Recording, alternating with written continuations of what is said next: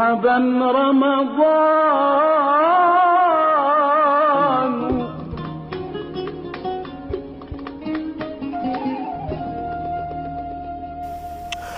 السلام عليكم، يا اهلا بكم متابعينا الغالي، شلونكم؟ صح. طبعا رجعنا لكم حلقه جديده، بس قبل الحلقه خلينا نصلي على الحبيب محمد، اللهم صل على محمد وال محمد. ليتس جو.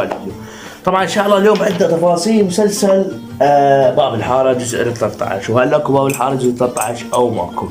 واليوم ايضا محضر لكم ان شاء الله شاي، وراح ان شاء الله نحكي تفاصيل مسلسل باب الحاره جزء 13 كامل.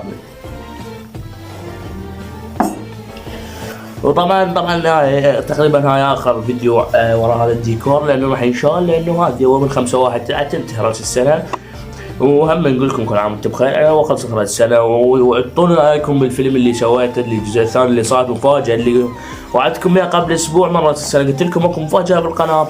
وطبعا ما كنت مقرر، والله العظيم جتني الفكره قبل 3 ايام او 4 ايام، قلت هلا اسوي لكم هاي المفاجاه الفيلم. فسويت الفيلم، والله العظيم تقريبا طولت بيه 5 ايام او 6 ايام بالزايد عن 6 ايام يجوز، وكملته والحمد لله والشكر، منتجته ونشرته وعجب الهوايه ناس، والله العظيم. ويعني ناس انصدمت انه ماكو جزء ثاني من هذا الفيلم اللي عرض العام تقريبا قبل سنه، عرضت الجزء الاول وهذا الجزء الثاني، وجزء الجزء الثالث. انا يعني كنت اتوقع منه ابو علاء. فاوكي، اليوم ان شاء الله تفاصيل مسلسل باب الحاره جزء 11. طبعا هسه اول شيء لازم نسولف، هل اكو باب الحاره او ماكو؟ طبعا رسميا باب الحاره موجود في رمضان 2023 الجزء ال 13 رسميا، من انتاج شركه قبام للانتاج والتوزيع الفني، والاخراج محمد قبام.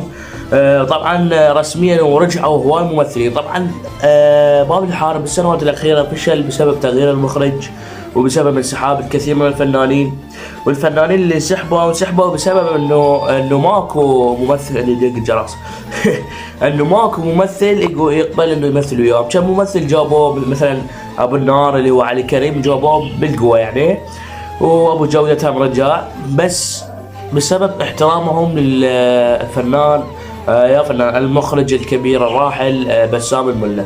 وطبعا كانوا يحترموه، قالوا احنا مثلنا ويا بسام الملا، احنا صرنا سوينا مسلسل ويا بسام الملا، مستحيل راح نعوفه ونروح على غير مخرج. فقالوا انه نحترم بسام الملا وما نقدر نعوفه ونروح على غير اجزاء وغير مخرجات. شنو هذا؟ كله بدي بالجراس.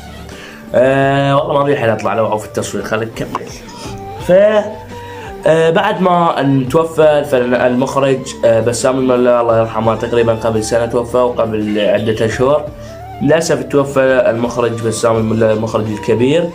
فبعد ما عندهم عذر الممثلين حتى ما يرجعون للعمل، فاكيد يعني اكثريتهم راح يرجعون للعمل، لانه هسه الدراما السوري سوري شنو يا الله، شنو السالفه اليوم؟ بدنا نعلس. انا شرب شاي.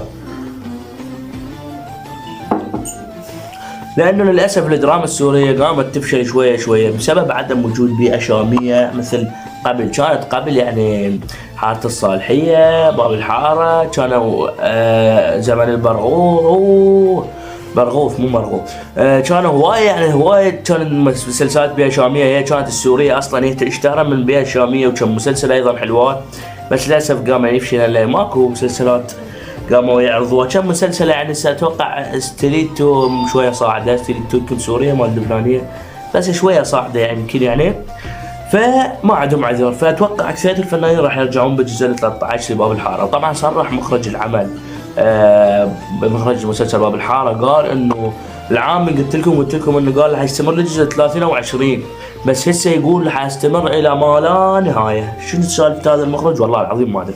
يقول انا راح استمر بباب الحاره الى جزء ما لا نهايه، يعني من هنا لل90 لل100 يجي غير مخرجين يتبدلون، يجي غير جيل، كلها راح يظل باب الحاره لحد ما العالم يتمنى من عنده. هو قال هيك اصلا تصريحه. فما اعرف هل يعني حيستمر باب الحاره كل سنه يعرضون، وقال انه راح اعرض بالسنه جزئين ان شاء الله، بس هو ما عرض، حيعرض هذا برمضان.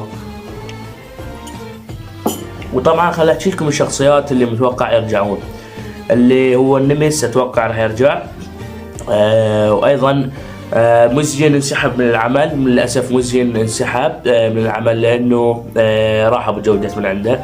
وايضا رجع الفنان شوف البرد والله العظيم، شوف عامل البرد.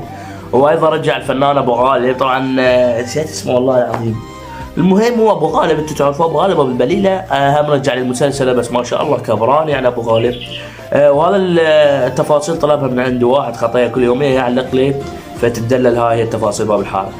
فراح يرجع ان شاء الله ابو غالب، راح تشوفوه. ايضا ابو بدر من المتوقع ان يرجع، ومرته فوزيه بس ما راح ترجع هي نفسها، راح ترجع بغير شخصيه. وايضا دلال راح ترجع بس هم نفسها راح ترجع بغير شخصيه. للاسف باب الحاره والله العظيم بدا يتدمر شوي شوي، راحوا الممثلين يتدمروا دمار، راح كلهم كبروا يعني. سوى عصام كبر، مرته ام عصام كبرت، كلهم كبروا. فهذا هم الفنانين اللي راح يجون بالمسلسلة اللي راح يرجعون يعني تقريبا. وايضا الشيخ عبد العليم هم مستمر يمكن، والفنان ابو قاسم ابو الحمامه هو موجود اصلا.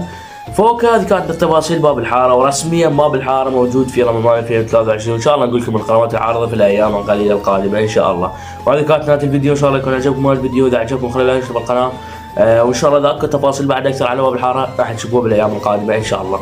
كان معكم الاسطوره ابو علاء، وهذا كانت اخر فيديو للديكور هذا، لانه حنحول غير الديكور نرجع الديكورنا القديم ان شاء الله.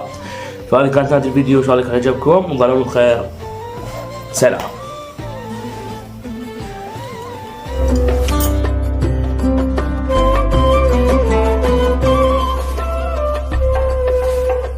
رمضان أهلا